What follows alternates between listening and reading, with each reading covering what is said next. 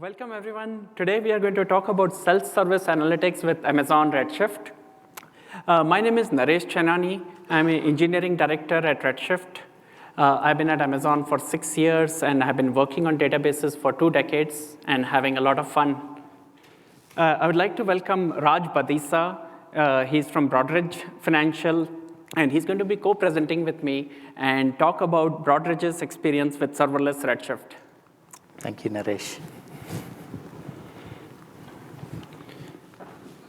So for today's session, the flow is going to be like, I'm going to start by talking about what self-service analytics means and why is this important? What is the approach that Redshift is taking?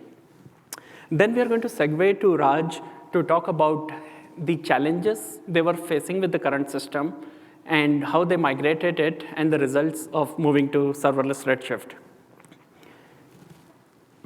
Self-service analytics actually deals with both the compute side and the data side. So then we are going to talk about the data simplification with how enterprises that have different data silos, how are they able to query across these silos. And finally, we are going to talk about autonomics and why that is important to get the best out-of-box performance as your workloads scale. So let's take a look at what does self-service analytics mean. As you can imagine, and this may be true in your organizations, there are many hundreds or thousands of analysts, line of business users that are trying to get some insights from their data. In order to get started, we don't want them to have to worry about making decisions around what compute to provision, how do I get started, and not take days or hours or weeks to get started. So basically, we want self-service analytics is where an analyst is able to start querying the data in a matter of seconds.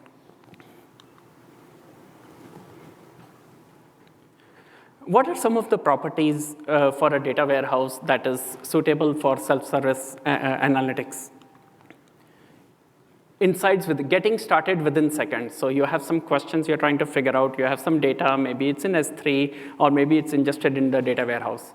So you want to be able to quickly get started, start asking some questions. And often when you initially ask some questions, rather than answers, you get into more deeper questions. It's important to be able to query all your data. The data could be ingested into a data warehouse. It could be in a transactional system, for example. It may not even be in your analytics system. So the ability to query across different data silos becomes very important so that you are able to make timely and good decisions.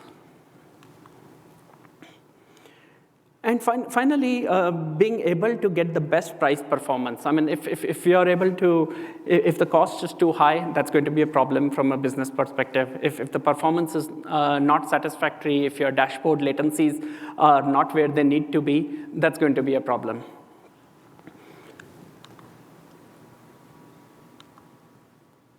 So at Redshift, we took these as guiding principles as we started thinking about self-service analytics. And it's been a journey. We have customers today that have data in S3. This could be Parquet files, for example. They could have some data ingested into Redshift using copy or some kind of ETL processing. They could have data in a transactional system like Aurora, or there could be data in a streaming system. And I'm going to talk more about streaming systems in a little bit here. The ability to analyze all the data, that's important. Otherwise, your insights may be meaningless.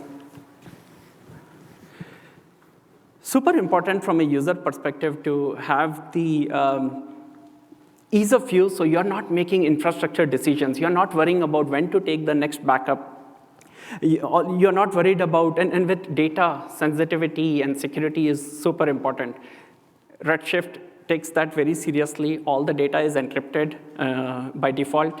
When we exchange data for query processing, that's also encrypted.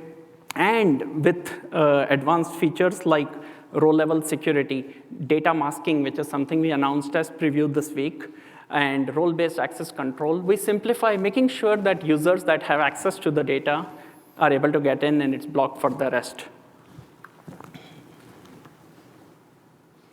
And finally, what we often see is some applications may start small.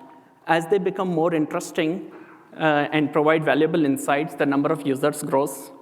The data volumes may grow, or both users and data grow. It's important that the consistent performance be maintained across as the data and users scale. I want to take a moment to talk about the scale of Amazon Redshift. And when I start talking about autonomics, I'll tell you why this is important. Every single day, tens of thousands of customers are using Redshift, and they are querying, in aggregate, 750 million queries every single day. Collectively, these queries are crunching exabytes of data. Redshift is a global service. It's available across 27 regions and 84 availability zones. So we take pride in kind of monitoring the fleet, what are the shapes of the queries that are running, so that we can optimize where it matters for you, for the customers. As an example, Redshift machine learning is a feature that we launched a year ago, and that's the other thing we do is look at adoption of features, see how customers are able to use it, and add more value as time goes by. Every single week, Redshift ML is doing 80 billion predictions. And this has changed the way the customers, because data without those insights, without machine learning, just you get to the advanced levels of analytics. And there are customers like Jobcase that are using this every day to further their value. So let's take a deeper look at the 3 pillars that we talked about. So it's important that you're able to get started quickly. I mentioned that before. So how does Redshift Serverless fit in? This is a fairly young service. We launched it in July of this year, so it's 5 months old right now. And it's one of the fastest growing service with thousands of users using it every single day. What users find most attractive about this, and this goes back to the line of business users, is they don't have to worry about maintenance windows, patching. They don't have to worry about security. It's taken care of. If there is, in the event of a AZ outage, failover kicks in so that your workloads continue uninterrupted. Tuning of the database is fully automated. And what this means is by AWS taking care of all of this, you, as an analyst, as a line of business user, gets to focus on querying and paying for what you use. Let's take a zoom into the Redshift Serverless high-level architecture. At the heart of Redshift Serverless is this intelligent compute management layer. So what's intelligent about it? So what it does is, we see query workload patterns vary during the day. For example, daytime, you may have hundreds or thousands of users that are querying your data, while at nighttime, it may be lower concurrency and, say, ETL or reporting jobs that are running. What the intelligent compute layer does is it scales the compute based on the workload. And as part of, so it is made of a set of subcomponents, and we'll dive into a little bit into some of them. But the workload manager first will try to maximize the utilization of the compute that's already allocated. That's what you are paying for. Once you get to a point where your compute is at peak utilization, it starts scaling automatically. So as say, for example, think of the 9 a.m. syndrome. The first few users log in, compute is provisioned behind the scenes. As the workload scales, the compute scales. And maybe an hour or two later, things start winding down, and the compute may go all the way down to 0. So all of this is managed automatically. Behind the scenes, there is one other thing that happens, which is automatic tuning based on the query patterns. Maybe it makes sense to cluster the data differently or distribute it differently so that your joins are co-located. So all of this is at the heart of Redshift Serverless. We have had customers who are using provisioned Redshift wonder, what would it take to move some of their workloads to serverless? Is it a long migration? One design tenet was to maintain the same JDBC interface, the SQL language compatibility, so you can essentially lift and shift your workloads. Variable workloads, spiky patterns are a very good fit for serverless. So your JDBC endpoints, your Tableau, Looker, dashboards continue to work unchanged. At the data layer, it's actually the same data layer, both provisioned and serverless compute are querying. So your queries that might be going against the S3 data, open file format, or against Redshift managed storage, all of that continues to work. At this point, I would like to invite Raj to talk about how they took this architecture and realized their objectives. Thank you, Naresh. Good evening, everyone. My name is Raj Parisa, and I'm a Senior Solution Architect at Broadridge Financial Solutions. I'm very excited to be here today and present my experience utilizing Amazon Redshift Serverless for solving some of the challenges that we had at Broadridge, like performance, scalability, availability, and cost for one of the self-service analytics applications that we use at Broadridge. Before I do that, I wanted to take a few minutes to give a little bit background about Broadridge Financial Solutions. Broadridge is a global fintech company. It has a $5 billion in revenue. We provide settlement and clearance. We provide regulatory and compliance services, and we provide investor and customer communications. We operate in 100+ market, and we process nearly $9 trillion in fixed income and equity trades. We also provide more than 7 billion customer communications annually across print and digital channels. 11 out of the 15 global investment banks, they use Broadridge Financial Solutions for their equity processing trades.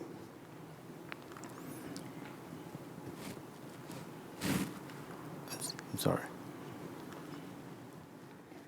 Broadridge also provides data analytics, insights, and advisory services.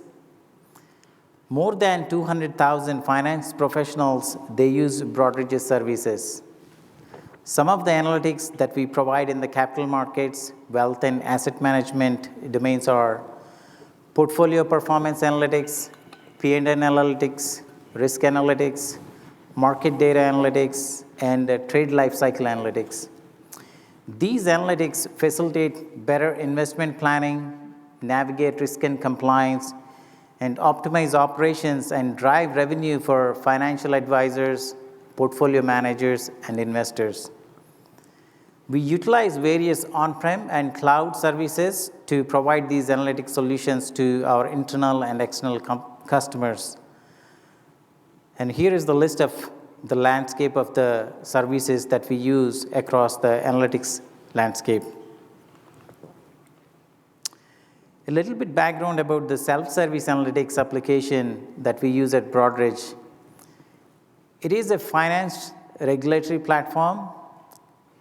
It ingests data from our customers who buy and sell securities on the market. We receive these security transaction data every day, and we ingest into our data stores. We implemented a simple pattern, a data warehouse pattern.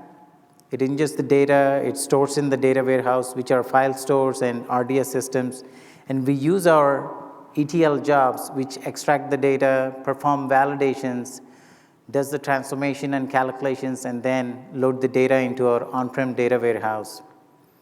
And our customers use this data through a custom application, which is a self-service analytic application.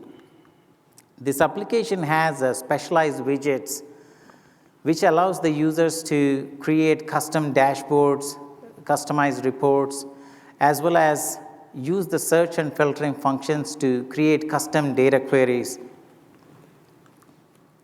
Our financial data management team performs research on the data and makes sure this data quality is good before it is made ready for regulatory requirements.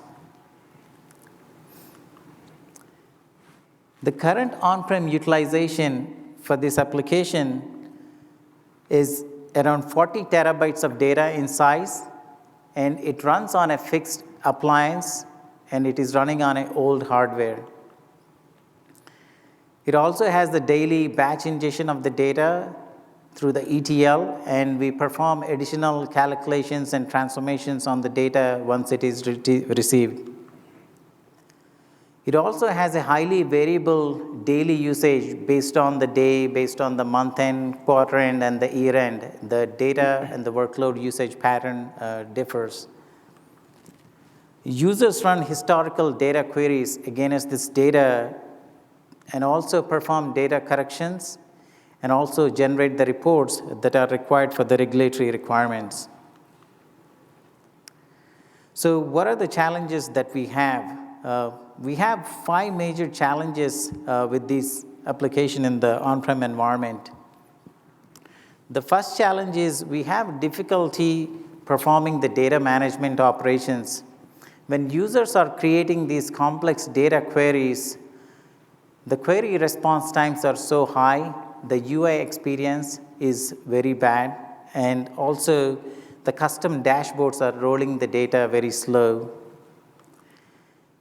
The second challenge that we have was difficulty processing the data with the increased volume. The data quality validations, generation of the reports, and review of the reportable data on pre-published schedules that we needed to send it to our clients and vendors are impacted. The third challenge is scaling this infrastructure and the environment to our seasonal demands.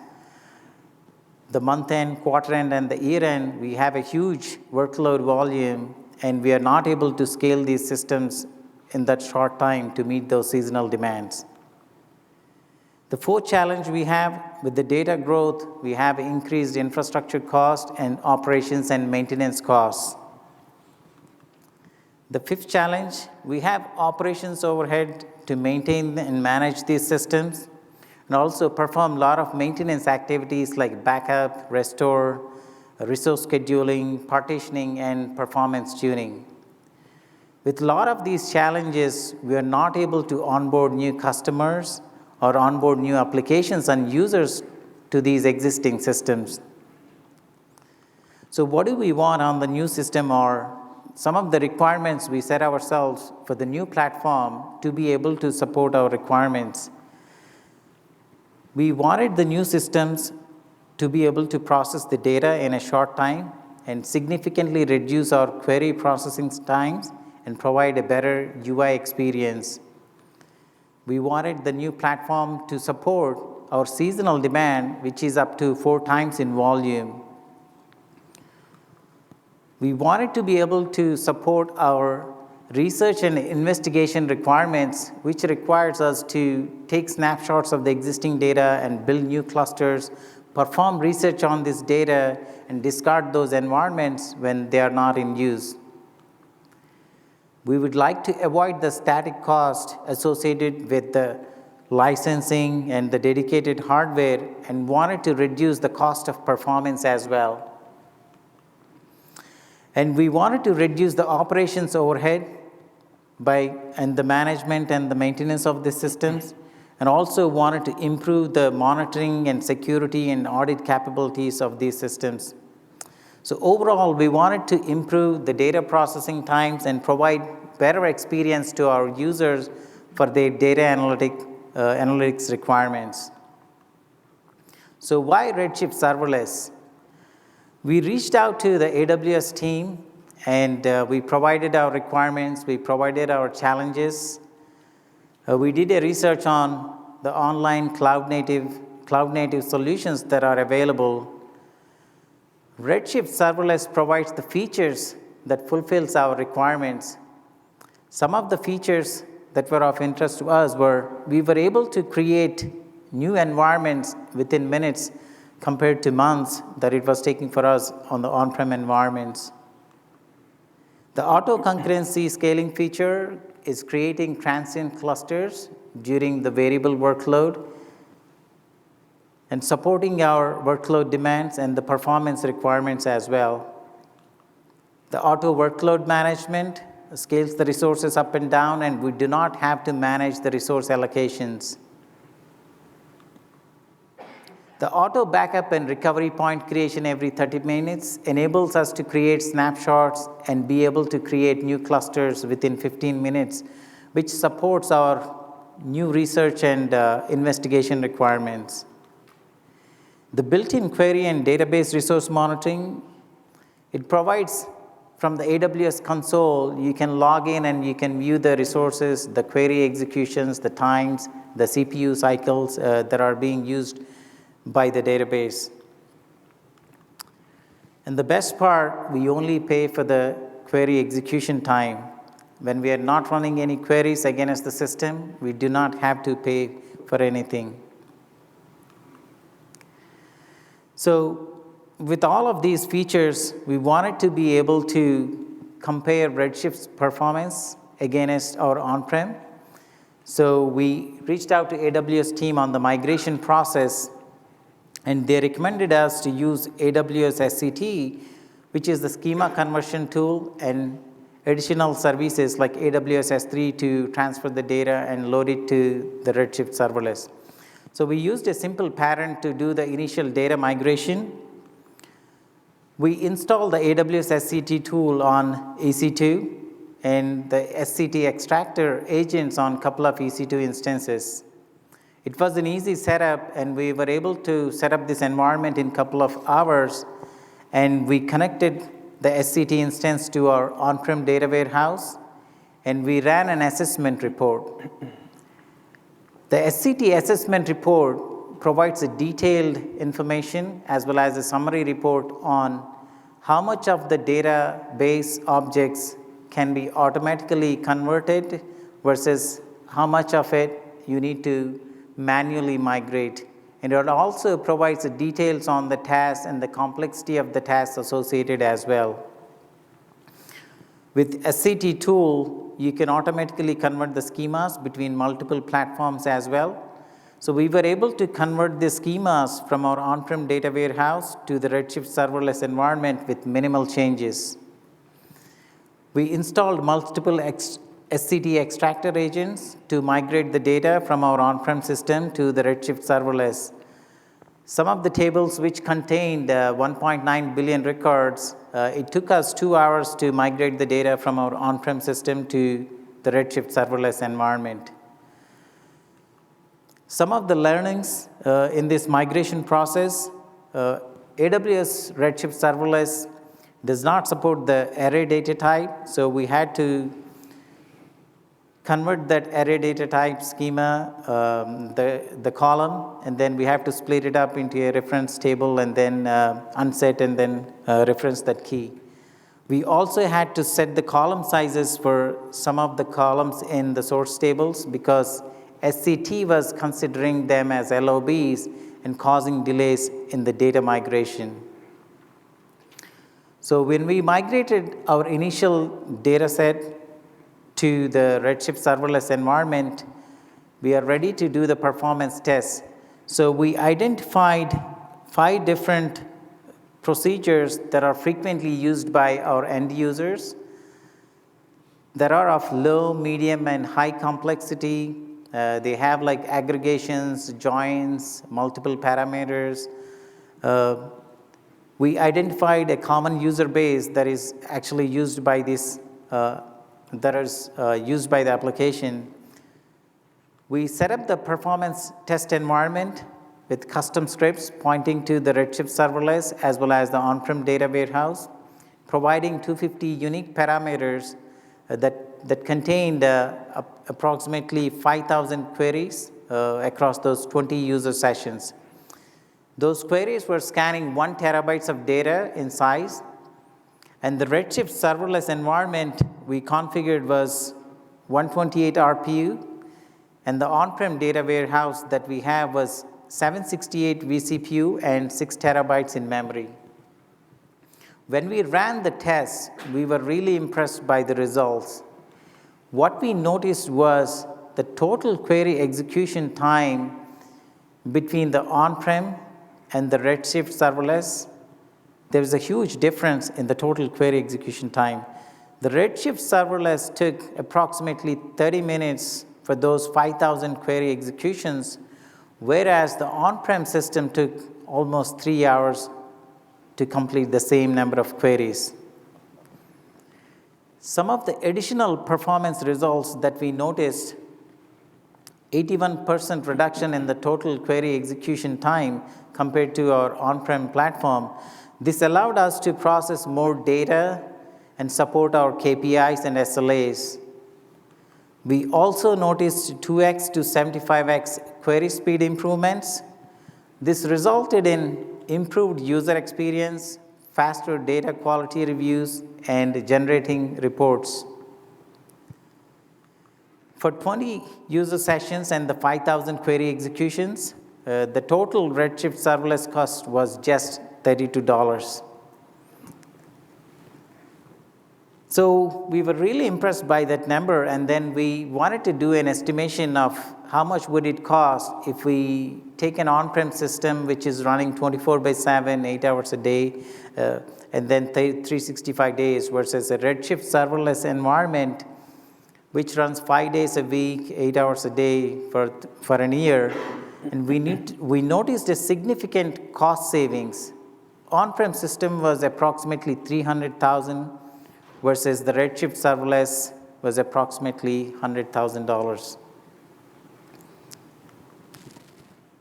So in summary, what we noticed was the 5 times more data processing within the same time frame for on-prem, which enabled us to perform more tasks and avoid bottlenecks in our reporting and submissions, and also support our seasonal demands. We noticed 2x to 75x query performance improvements. We are able to provide better user experience and meet our data KPIs and SLAs. With paper query execution, we noticed significant savings, and cost performance is very low. We were able to create new clusters from snapshots, which supported our research and investigation requirement. We were able to reduce the maintenance costs and then also reduce the maintenance activities and the downtime, which allowed our DBAs to spend more time on data design, data modeling, and unlock more opportunities with the data. With integrated monitoring, logging, we were able to support our security requirements, and also we were able to interactively visualize and analyze these systems in AWS console.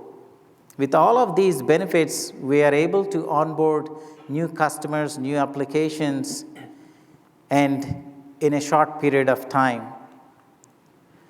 As part of our next steps in Redshift serverless journey, we wanted to do a detailed cost comparison against our on-prem systems and conduct the similar performance and cost comparisons. We wanted to include additional data ingestion and transformation use cases. Also, we would like to explore the multi-tenancy and data sharing capabilities of Redshift, which enables more cost savings and less data management tasks. With that, I would like to pass it on to Naresh. Thank you, Raj.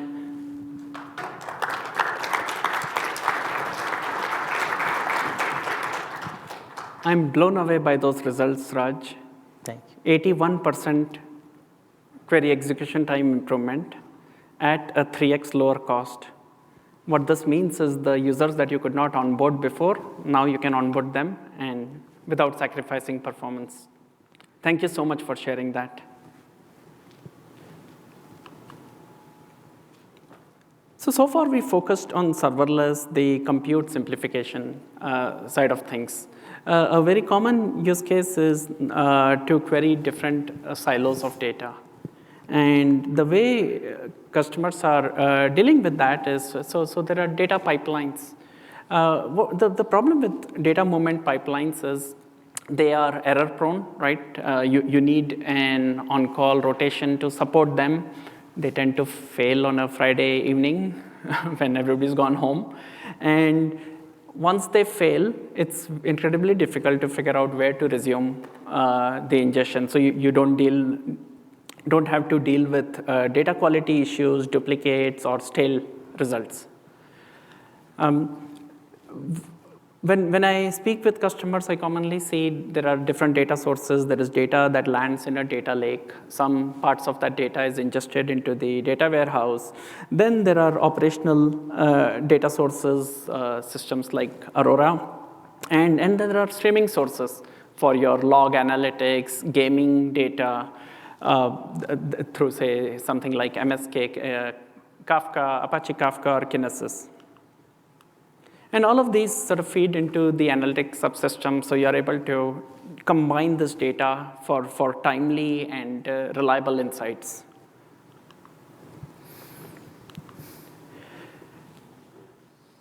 Redshift has several different ways to deal with these different sources.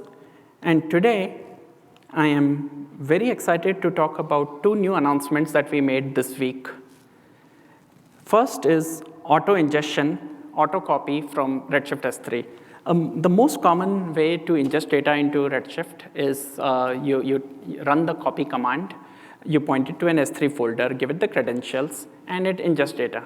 And now you might be doing this continuously, hourly, or daily, whatever your business data SLAs might be. That's great. What we have done is the new functionality is you create a copy job, and you point it to the S3 folder. You provide, again, the credentials. And at that point, when new data lands in the S3 folder, Redshift automatically ingests it into the data warehouse. So as you're querying, you start seeing the new data come in. This is available as a public preview, which means you can try it out and give us feedback. The next launch this week is around Redshift streaming ingestion. Use cases where your data is in a Kinesis data stream or managed MSK, Apache Kafka, is the idea there is the streaming data. What used to happen is the streaming data would be staged on S3, and then you would ingest it from S3. This provided excellent throughput, but the challenge was the latency of it was single-digit minutes. Now, for an application that is trying to do any kind of near real-time analytics, that's several minutes too late. With Redshift streaming ingestion, what we have introduced in Redshift is the way for Redshift to directly pull the data from Kinesis or Kafka, these are the 2 supported sources, directly into Redshift, bypassing the staging to S3. The way you get started with this is you create an external schema pointing to the Kinesis or Kafka data source. Then you create a materialized view as a landing zone for the streaming data to land. This streaming data could be unstructured, semi-structured, or strongly typed. As part of these materialized views, you can even do transformations. For example, you might do some sort of typecasting, or you can do even advanced transformation. You might merge this data into the rest of your analytics database. With this, you continue to get the benefit from the high throughput of streaming ingestion, and without sacrifice, the latency of this is in less than 10 seconds.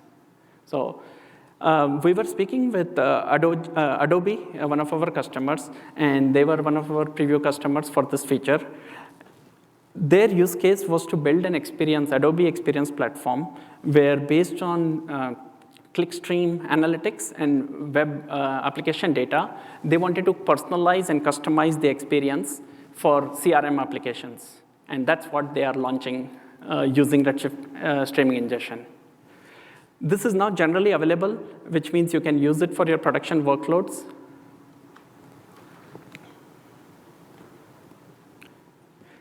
Finally, in another example of the data pipeline simplification, I wanted to talk about a feature that we actually launched over a year ago now. It's Redshift machine learning. And from Redshift, you now have the ability to create advanced machine learning models, either automatically or specify, you can say XGBoost and so on. Under the covers, what Redshift does is uses Amazon SageMaker to build the training model based on the data.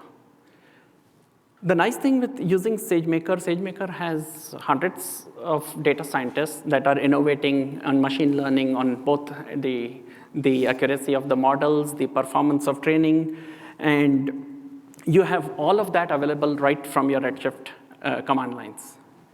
Once the models are built and trained and built, the inference functions are pushed down into Redshift. So the inference actually happens on the Redshift compute nodes. Why is that interesting? This means that, so what we see is the inferences are actually that happen all over the time over large volumes of data. So physics kicks in. If you have to go to a remote network hop to do the inference, this was limiting customers like Jobcase that were trying to use Redshift machine learning. By pushing the inference functions into Redshift, you get the full MPP scale of Redshift. And as you scale your Redshift compute with your data, you're able to benefit from Redshift ML. Just another way where an analyst can actually start applying machine learning to their data. And this data could be now also streaming in from different sources.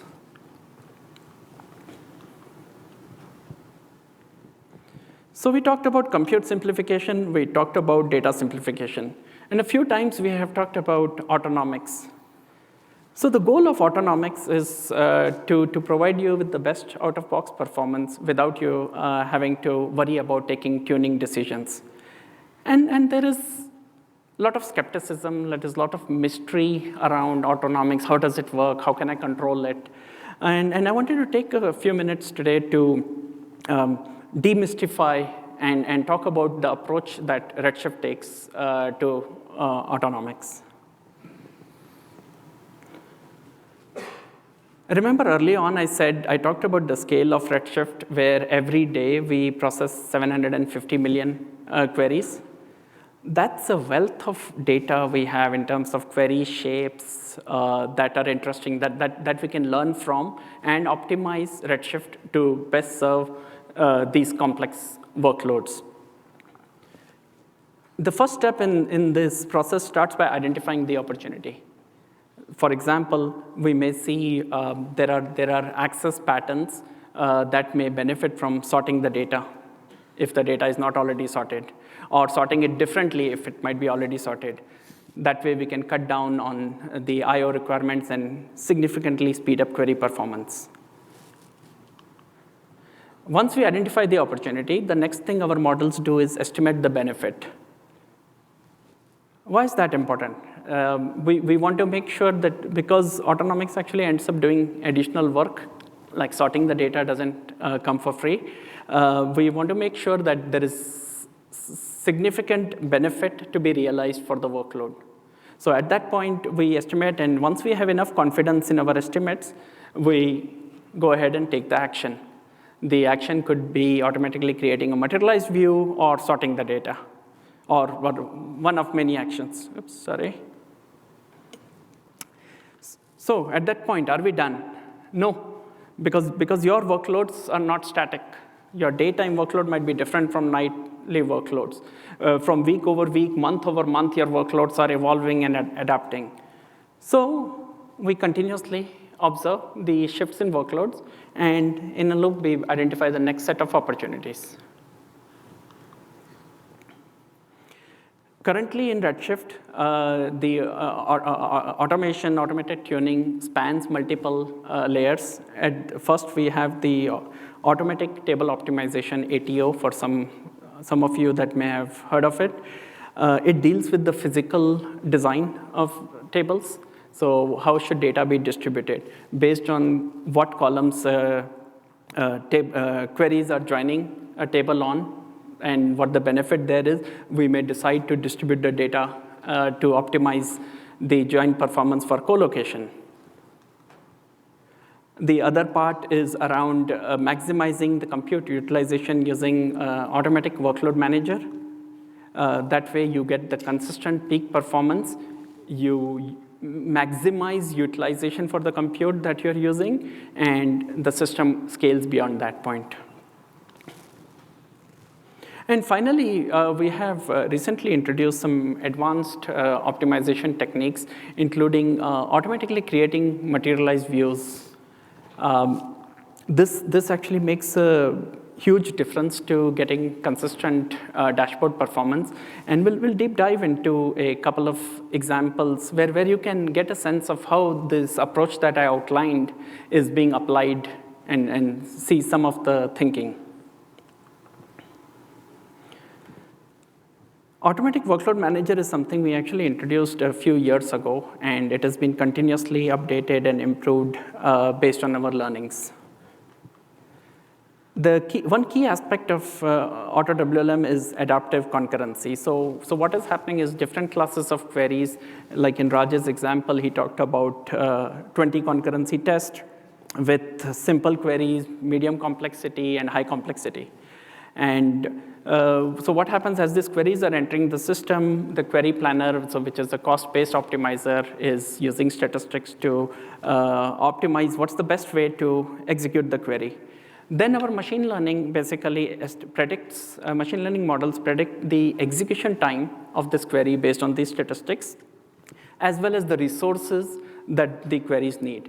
And these are important inputs into two decisions. One is scheduling of these queries, and the second is how many queries can be packed into a system so that it is well utilized and not overloaded. Once a system is operating at its peak and it's at capacity, then the Automatic Workload Manager automatically provisions additional compute to serve your workloads. That way, the query performance for your users is not degrading as more users are querying the data.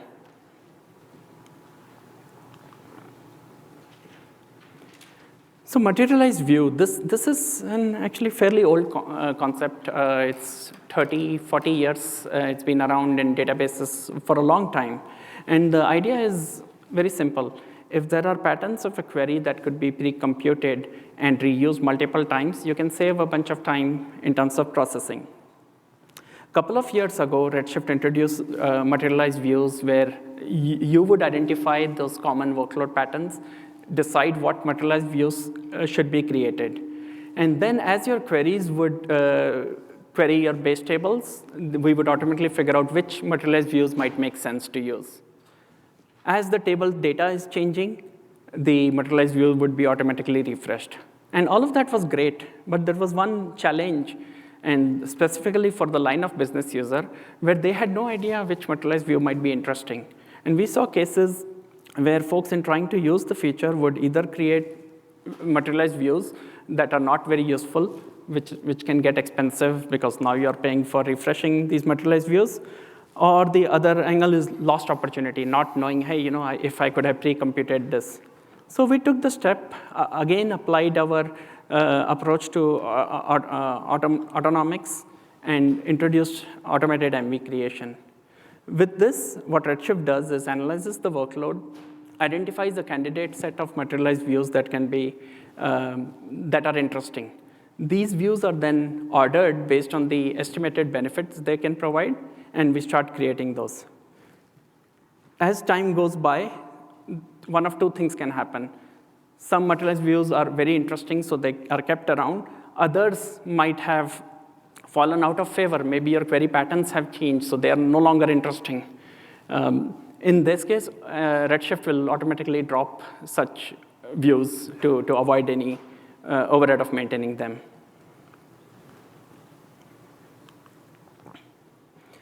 So how does this autonomics tie into performance? This is an experiment that we ran in the lab about 10 months ago. This is actually without automatic materialized views. And it focuses mainly on the automatic table optimization.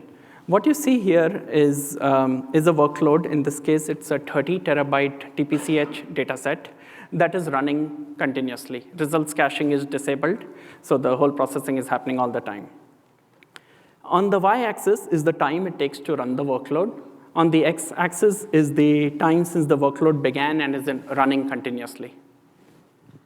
As you can see, initially, the workload takes a little over 100 minutes to execute. The autonomics modules of Redshift are observing, and a couple of hours later, identified some opportunities, applied them, and the workload is now running 20% faster. Mind you, there is no action at this point from the user, no hint, no intent. It was just opportunities that were identified.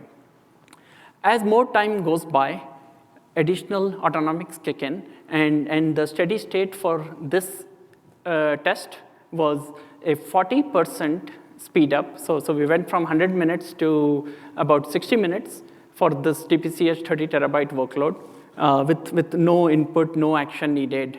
And that way, as your workloads are running, adapting, this is where autonomics, by monitoring the workload, taking actions, correcting itself, is able to add value.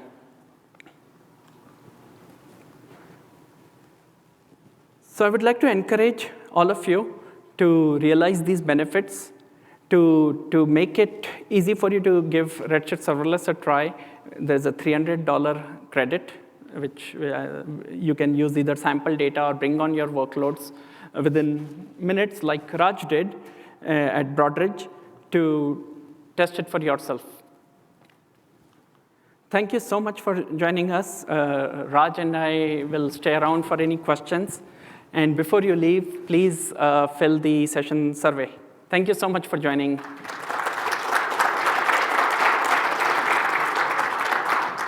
Thank you.